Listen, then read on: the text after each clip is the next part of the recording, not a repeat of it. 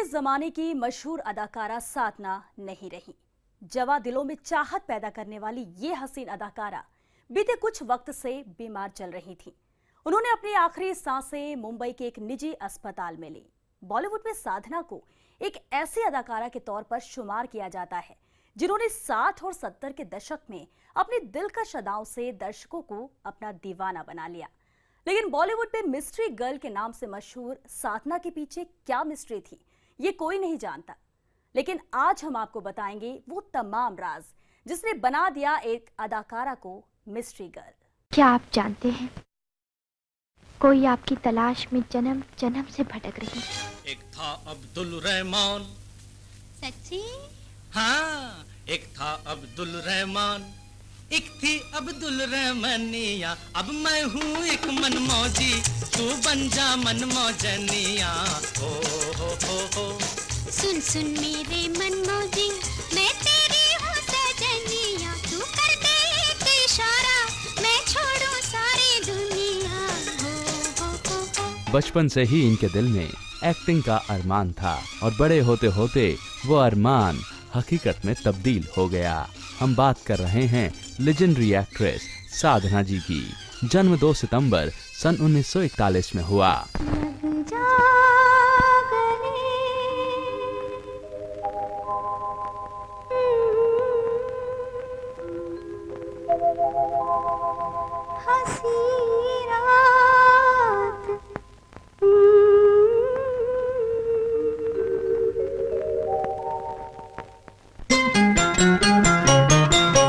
इनके पिता ने इनका नाम साधना रखा अपनी फेवरेट एक्ट्रेस और डांसर साधना बोस के नाम पर।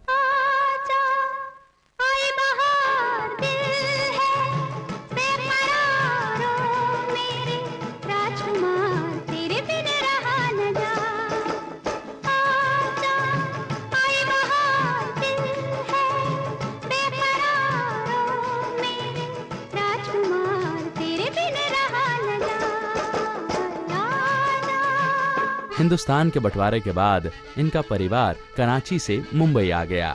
बचपन से ही साधना जी के मन में ये इच्छा थी कि वो जरूर एक एक्ट्रेस बनेंगी। ऐसे में इनके पिता ने इनकी मदद की और ये नजर आई सन 1955 की फिल्म श्री 420 के एक गाने में बतौर कोरस गर्ल। गाना था ईचक दाना बीचक दाना। बीचक दाना बीचक दाना, दाने ऊपर दाना, ईचक दाना। बीचक दाना बीचक दाना, दाने ऊपर दाना, ईचक दाना। छज्जे ऊपर लड़की नाचे, लड़का है दीवाना, ईचक दाना। जब ये मात्र 15 साल की थीं, तो अपने कॉलेज के ड्रामाज में ये पार्टिसिपेट करती थीं और तभी एक प्रोड्यूसर ने इन्हें स्पॉट किया और अपना मन बना लिया कि इन्हें अपनी फिल्म में लेगा। और वो सिंधी फिल्म थी अबाना, जो सन 1958 में आई थी। इन्हें ₹1 का टोकन अमाउंट भी दिया गया था।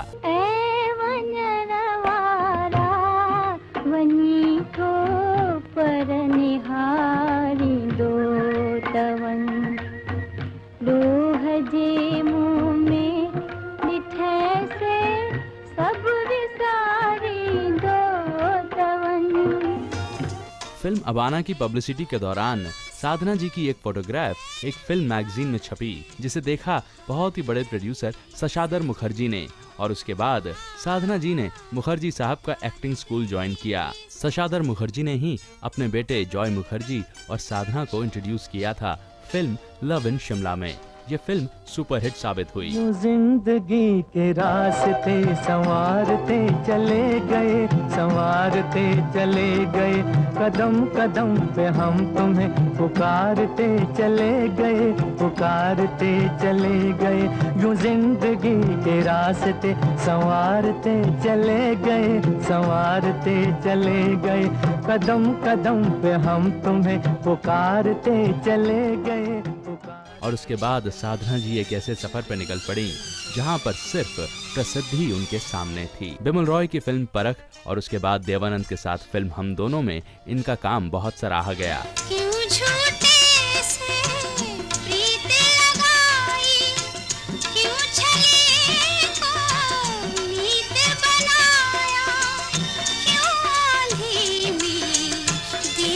जला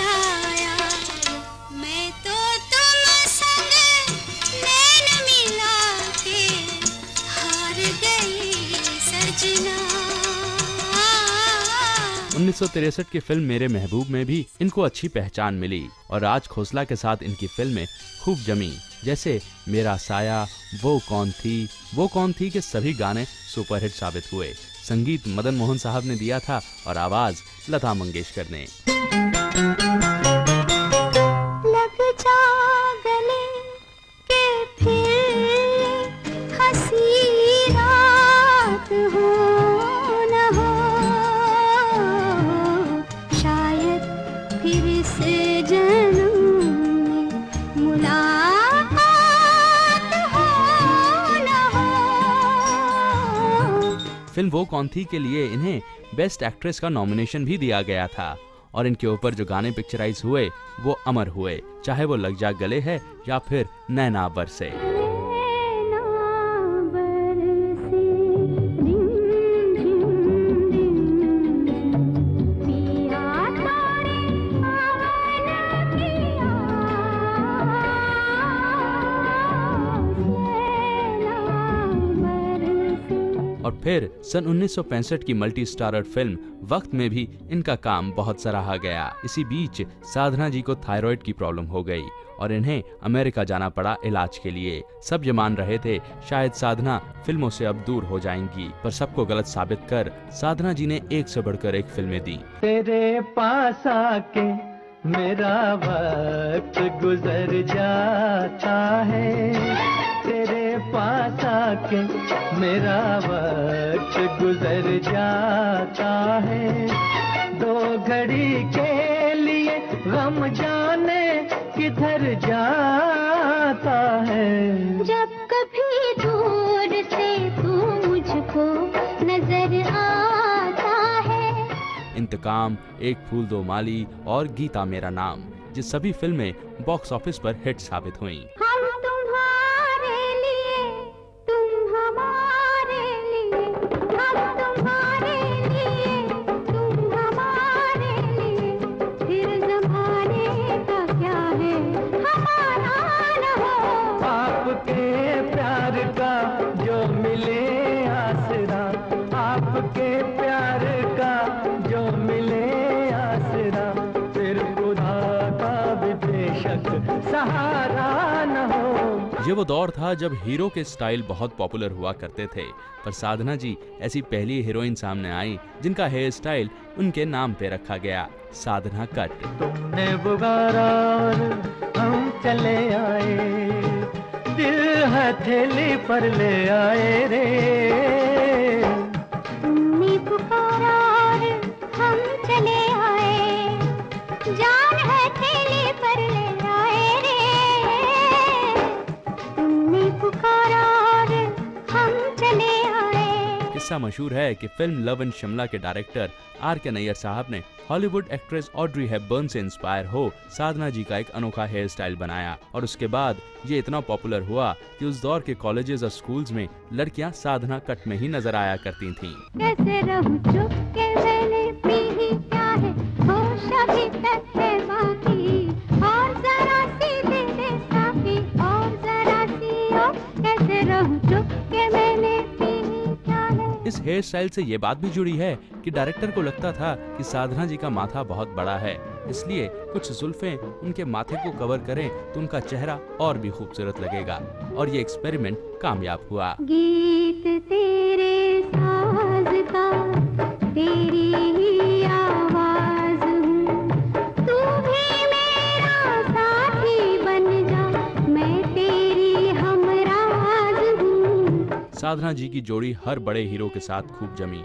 चाहे वो देवानंद साहब रहे हों, किशोर कुमार, शम्मी कपूर या फिर संजय खान, मनोज कुमार और सुनील दत्त। तुमने किसी की जान को जाते हुए देखा है, वो देखो मुझसे रूठ कर मेरी जान जा रही है, वो देखो मुझसे रूठ कर मेरी जान जा रही है। अगर हम साधना जी के निजी जीवन पर रुख करें तो हमें पता चलता है कि उनके रिश्ते में आती हैं एक्ट्रेस बबीता, जो करीना कपूर और करिश्मा कपूर की मां हैं। साधना जी ने लव इन शिमला के डायरेक्टर R.K. नैयर से ही शादी कर ली 6 मार्च सन 1966 में। ऐसा माना गया कि फिल्म के सेट्स पर ही ये प्रेम संबंध गहरा गया था और ताउम्र ये शादी चलती रही जब तक नैयर साहब जीवित थे। इन दोनों के कोई बच्चे नहीं हैं। जो हमने दास्तां अपनी सुनाई, आप क्यों रोए? तबाही तो हमारे दिल पे आई, आप क्यों रोए? एक बार रिटायरमेंट के बाद साधना जी ने मन बना लिया कि वो फिल्म इंडस्ट्री में वापस नहीं आएंगी। हालांकि वो बतौर डायरेक्टर भी काम करना चाहती थी और प्रोड्यूसर भी। ये मेरी भूल थी कि मैंने एक चोर को अपना समझ रखा था। तुम्हारी मासूम सूरत देखकर मैं धोखा खा गई। ये सोचकर कि जीवन में तुम मेरे किसी काम आ सकोगे, मेरे मूर्ख दिल ने छोटे सपने देखने शुरू कर दिए। ये बात हैरान करती है कि साधना जी की सभी फिल्मों ने बॉक्स ऑफिस पर कमाल दिखाया, पर उन्हें बहुत ज्यादा अवार्ड से नहीं नवाजा गया और सन 2002 में इन्हें लाइफ टाइम अचीवमेंट अवार्ड दिया गया। जरूरत है जरूरत है जरूरत है एक श्रीमती की, कलावती की, सेवा करे जो पति की। जरूरत है जरूरत है जरूरत है। भारतीय सिनेमा में साधना जी उन अभिनेत्रियों में से हैं जिन्होंने हर तरीके का किरदार निभाया है, चाहे वो गांव की गोरी हो या फिर शहर की फैशनेबल लड़की। हर रूप में इन्हें ऑडियंस ने पसंद किया है। भारतीय सिनेमा के इतिहास में इनका नाम हमेशा गर्व से लिया जाएगा। ये लाखों गम, ये तन्हाई, मोहब्बत की ये रुसवाई, कटी ऐसी कई रातें, न तुम आए न बात आई। ये बिंदिया का तारा जैसे हो अंगारा, मेहंदी मेरे हाथों की उदास, नैना बरसे रिम झिम रिम। साधना के बारे में कुछ बातें मशहूर थी। उनके लब खामोश रहते मगर उनकी आंखें बोलती थी। लेकिन इशारे इशारे में बिना जुबान खोले अपनी बात कह देने वाली इस अदाकारा ने इतनी अदाएं कहां से सीखी, ये हमेशा राज ही रहा। लेकिन एक वक्त आया जब साधना के सिले लब बोल उठे। क्या थे उनके वो एहसास, दिखाएंगे एक छोटे से ब्रेक के बाद। गुमनाम है कोई, कौन है वो, अनजान है कोई, गुमनाम है कोई। ब्रेक के बाद आपका स्वागत है हमारे इस खास पेशकश में। गुमनाम है कोई। कहते हैं बादल जब तक बरसते नहीं तब तक उनके सीने में कैद बारिश की बूंदों के बारे में अंदाजा नहीं लगाया जा सकता। साधना की शख्सियत पर भी ये बातें सटीक बैठती थी। लोग उनके बारे में जानना तो चाहते थे, लेकिन वो जैसे ही सामने आती सब उनकी खूबसूरती और उनकी अदाओं से मदहोश हो जाते। फिर कौन सा सवाल और कौन सी बातें, लेकिन उनके दिल में जज्बातों का तूफान कैसे उबाल ले रहा था, इसकी खबर किसी को नहीं थी। बोलती आंखें और मनमोहक अदाएं जो हर किसी को अपना दीवाना बना ले। बॉलीवुड में वो नाम थी साधना। साधना पैदा भले ही सन 1941 में कराची में हुई, लेकिन उनकी किस्मत जन्म से ही भारत से जुड़ी रही। ये देश की मिट्टी से उनका जुड़ाव ही था कि वो पैदा तो कराची में हुई, लेकिन जवानी की दहलीज पर कदम रखते ही साल 1966 में हिंदी सिनेमा प्रेमियों के बीच बरेली बाजार में जो इनका झुमका गिरा, तो करोड़ों लोग आज तक उनके इस इशारे पर लट्टू हैं। बरेली के बाजार में झुमका गिरा, झुमका गिरा, झुमका गिरा। जी हाँ, ये वो नगमा था जिसने देश भर के जवां दिलों को बेचैन कर दिया। इस खूबसूरत अदाकारा ने रंगीन पर्दे पर ऐसा समा बांधा कि हर जवां दिल मचल उठा। लेकिन रंगीन पर्दे पर अपने अभिनय की अमिट छाप छोड़ने वाली इस कमाल की अदाकारा की निजी जिंदगी में भी सब कुछ अच्छा और मन मुताबिक नहीं था। दर्द गम है ये, इसे क्यों आप सहते हैं। फिल्में तो इनके नाम पर लोगों को सिनेमा घरों तक खींच ले जा रही थी, लेकिन इनके दिल की बेताबियां किसी और के लिए मचल रही थी, जिन्हें इनकी कोई खबर नहीं थी। की आग हमने खुद लगाई, आप क्यों रोए। साधना की मां का सपना था कि उनकी बेटी की जिंदगी में तब के जुबली कुमार यानी राजेंद्र कुमार जैसा कोई कामयाब हीरो आए, लेकिन मिस्ट्री गर्ल साधना के दिल में तो कोई और ही था, जिसके साथ उन्होंने साल 1966 में 7 फेरे ले लिए। हालांकि शादी के बाद भी उनकी जिंदगी में एक अधूरापन सा छाया रहा, उनकी गोद सूनी रही। साधना पर्दे पर अपनी अदाकारी के जरिए जितनी बेबाकी से अपने जज्बातों को दर्शकों के सामने बयां करती नजर आती थी, असल जिंदगी में वो उतनी ही खामोश रहना पसंद करती थी। उन्होंने ना तो कभी किसी के सामने अपना दर्द बयां किया और ना ही जख्मों की नुमाइश ही की। उनकी शादीशुदा जिंदगी की अच्छी बुरी यादें भी शायद ही कभी लफ्ज बनकर उनके जुबान पर आए।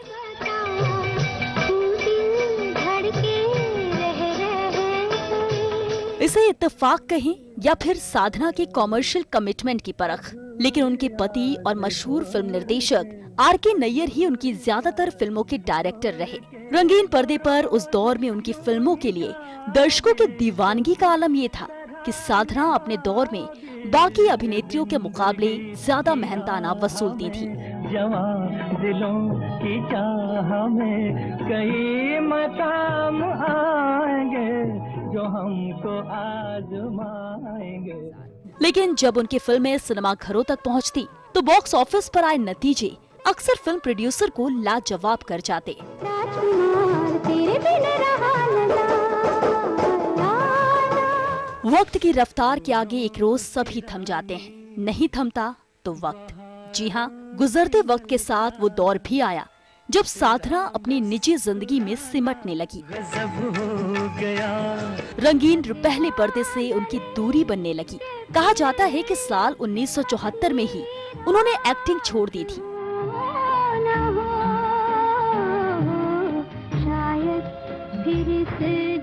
लेकिन उनकी कई फिल्में देर से रिलीज हुई, जिनमें से एक थी उल्फत की नई मंजिलें, जो बनने के 20 साल बाद 1994 में रिलीज हुई थी। गुमनामी के दौर में रिलीज हुई इस फिल्म के बाद ही उनके पति आर.के. नैयर की तबीयत भी खराब रहने लगी और एक वक्त ऐसा भी आया जब साल 1995 की एक मनहूस शाम उनके पति आर.के. नैयर इस दुनिया में साधना को अकेला छोड़कर चले गए। सितमगर वक्त की ये वो चोट थी जिसके सदमे से साधना कभी उबर नहीं सकी। नज़ारों की मेरी नज़रों को भी कोई नज़ारा मिल गया होता। हालांकि फिल्मी दुनिया से करीब का वास्ता रखने वाले लोग कहते हैं कि अपने दौर की कुछ अभिनेत्रियों के साथ उन्होंने अपना संपर्क बनाए रखा, लेकिन कपूर खानदान से करीबी रिश्ता होने के बावजूद साधना अपनी चचेरी बहन बबीता से दूर ही रही। अपने किरदार में पूरी तरह से ढल जाने वाली साधना की शिद्दत से रंगीन पहला पर्दा कई बार रूबरू हुआ, लेकिन रियल लाइफ में अपनों के खो जाने का दर्द क्या होता है, साधना के उन एहसासों को कोई कभी नहीं जान पाया। मैं जाना तो नहीं चाहती थी, मैं ऐसी तो नहीं कि आपको याद आ, मैं जा तो रही हूँ, लेकिन मेरा मन, मेरी आत्मा यही रहेगी। तकदीर के भी अजीब खेल है। कहते हैं उन्हें मौत से बेहद डर लगता था। वो किसी की शव यात्रा में जाना पसंद नहीं करती थीं, लेकिन गुमनामी के अंधेरे में तन्हा मौत को गले लगाने वाली इस बेहद खूबसूरत, ज़हीन और शानदार अदाकारा की अंतिम यात्रा में निश्चित तौर पर उनके चाहने वालों की भीड़ बेसब्र हो जाएगी।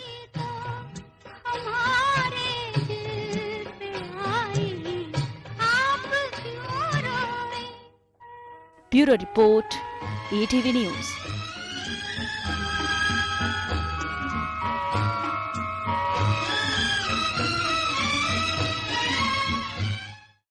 साधना की जिंदगी ना खुली किताब थी और ना ही कभी उन्होंने अपने दिल में कोई बात छिपा कर रखी। जो उनके करीब थे उन्हें उनके जख्म दिखते थे, लेकिन अपने जख्मों की नुमाइश उन्हें पसंद नहीं थी और आखिरकार ताउम्र अपना दर्द पालते पालते ये मशहूर दिलकश अदाकारा अपने सिले लब लिए एक रोज अपने चाहने वालों को अलविदा कह गई। शायद उन्हें भी बॉलीवुड से मिली मिस्ट्री गर्ल के खिताब से मोहब्बत हो गई थी।